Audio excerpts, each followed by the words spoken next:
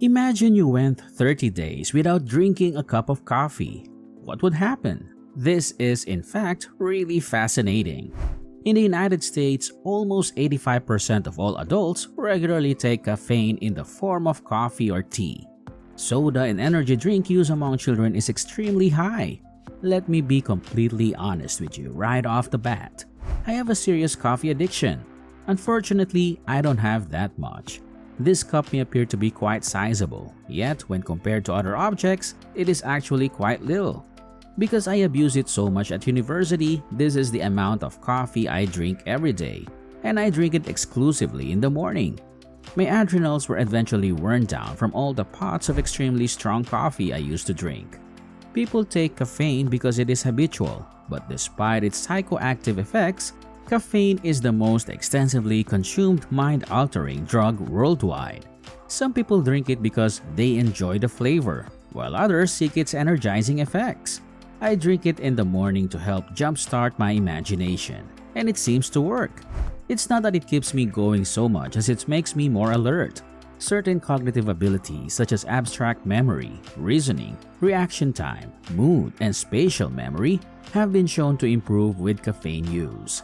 The same goes for those who are unable to get to sleep because of jet lag, exhaustion, or another cause. It's a natural insecticide found in 60 different plants, and the main reason plants produce it is to kill insects by either suffocating them or preventing them from reproducing. But in humans, it operates a little bit differently. We, humans, use it in a process involving adenosine, a highly specific type of neurotransmitter. Adenosine, in the meantime, serves a wide variety of purposes in the body. Caffeine promotes your sleep cycles, which aids in winding down at night, which is one of the many effects coffee has. The neurotransmitter adenosine and its activating receptor are shown here. It enters your body and opens this passage, triggering your body's natural response of feeling fatigued and ready for sleep. Adenosine plays that role. However, caffeine enters the area where adenosine is normally taken in and occupies the receptor, blocking the adenosine from binding to the receptor. Thus, we have successfully blocked this sleep chemical, resulting in increased alertness. That's the case down to the molecular level. However, the receptor degrades over time, such that eventually higher doses of caffeine are required to provide the same impact as when you first started drinking it. In this article, we discuss the benefits of caffeine. Is giving up coffee for a month a good idea? If not, what drawbacks might you experience if you did so? Well, many people have a wide range of symptoms that they may not immediately link to caffeine consumption. These include anxiety, elevated blood pressure, pulse rate, arrhythmias, dehydration, and digestive issues including gastritis or increased stomach acid. There is a significant concentration of mold in coffee, which is something most consumers are unaware of. Two types of mold are particularly well suited to the coffee environment, and both can trigger allergic reactions. If you have a sensitive liver, you may have inflammation. Plus, decaf is especially susceptible to mold growth. Why? Interesting, because plants naturally have a substance that prevents mold growth, caffeine. Consequently, the more the coffee is processed, such as in the case of instant coffee, the greater the mold content becomes. This mold growth results in the production of mold toxins known as mycotoxins, which can have a negative impact on the liver in persons who are particularly sensitive to them. One thing I've noticed about coffee is that it seems to trigger a reaction in the liver, which manifests itself in sneezing or a general malaise in some people. If you're going to indulge in the morning brew, do everything you can to limit yourself to a manageable amount of high-quality organic coffee, because coffee also depletes you of vitamin B1. Sticking to one a day is the healthiest option. You may experience increased anxiety, nervousness, jitteriness, difficulty relaxing, difficulty sleeping, and generalized excessive thinking if you drink coffee frequently without compensating with a B1 supplement. All of the drawbacks are listed above. But there's one more major drawback, and this one is the most crucial one to discuss: stimulation of the adrenal glands. Caffeine works by blocking a neurotransmitter that inhibits sleep, and it also boosts the production of adrenaline, another neurotransmitter that helps you stay alert. It's part of the body's fight or flight stress reaction. This is especially a problem with chronic coffee consumption, as I did in college when I drank pots of extremely strong coffee on a daily basis. This is because each cup stimulates the adrenal glands again. It was great at first, but as the months and years wore on, I needed more and more coffee to feel its effects, and the caffeine would stimulate my adrenals, causing me to have trouble sleeping and increasing my already high levels of stress.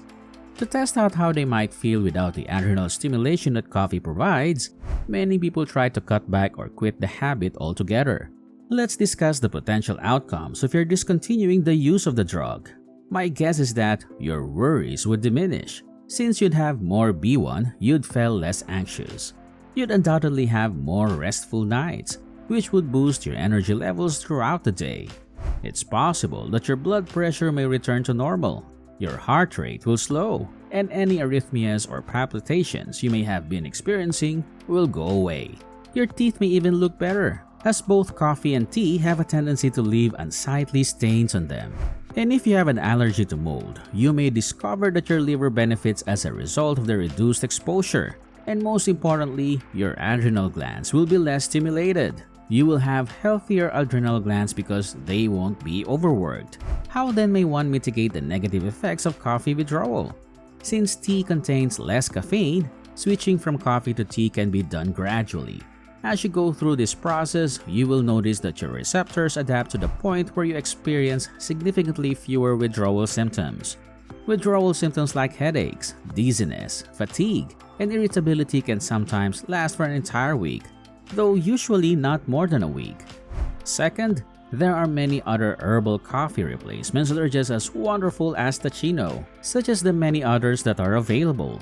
This is something you can try out. The vitamins B1 and B12 are also highly suggested. Withdrawal symptoms can be considerably mitigated by combining the two. However, I do believe there are some more things you may do, such as taking adaptogens.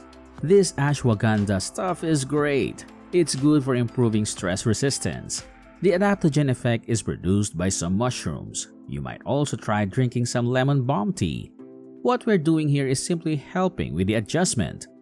Even yet, I believe that for many people, especially those who consume large quantities of coffee and experience some of the symptoms I outlined, giving this approach a try is a good idea.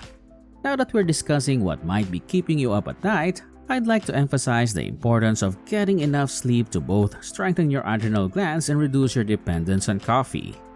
So thanks for joining me on this caffeine-free journey. Going without caffeine for a whole month has been quite an eye-opener. I discovered some shocking effects that I never expected. If you enjoyed this video and want to see more exciting experiments and lifestyle challenges, don't forget to hit that like button and subscribe to my channel. Have you ever tried going caffeine-free? If so, let me know your experiences and thoughts in the comments below. And as always, stay curious, stay healthy, and I'll see you in the next video. Bye for now!